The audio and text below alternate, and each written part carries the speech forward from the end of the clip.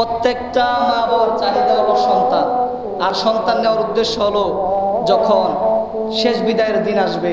কোনো মা বাবা আজ পর্যন্ত আমার চোখে আমি দেখি নাই কোনো মা বাবা এই কথা বলেছে যে আমার সন্তান বড় হয়ে আমাকে খাওয়াবে, আমাকে ইনকাম করে আমাকে দিবে, আমাকে সে ভরণ পোষণ দিবে। এই চাওয়া কোনো মা বাবা চায় না।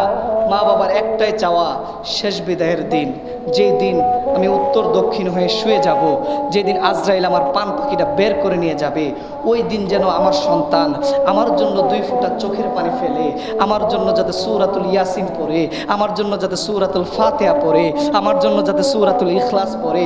এটা প্রত্যেকটা মা বাবার চাওয়া। মা বাবা চায় আমি যখন মরে যাব আমার সন্তান যেন কাঁধের মধ্যে করে আমার খাটিয়াটা নিয়ে কবরের মধ্যে নিয়ে যায়, কবরের মধ্যে নিয়ে গিয়ে আমাকে যাতে বিসমিল্লাহি ওয়া আলা মিল্লাতে রাসূলিল্লাহ বলে আমার রাসূলের হাতে সুফুর্দ করে দিয়ে আসে। এটাই প্রত্যেকটা মা বাবার চাওয়া। প্রত্যেকটা মা বাপ এটাই চায়।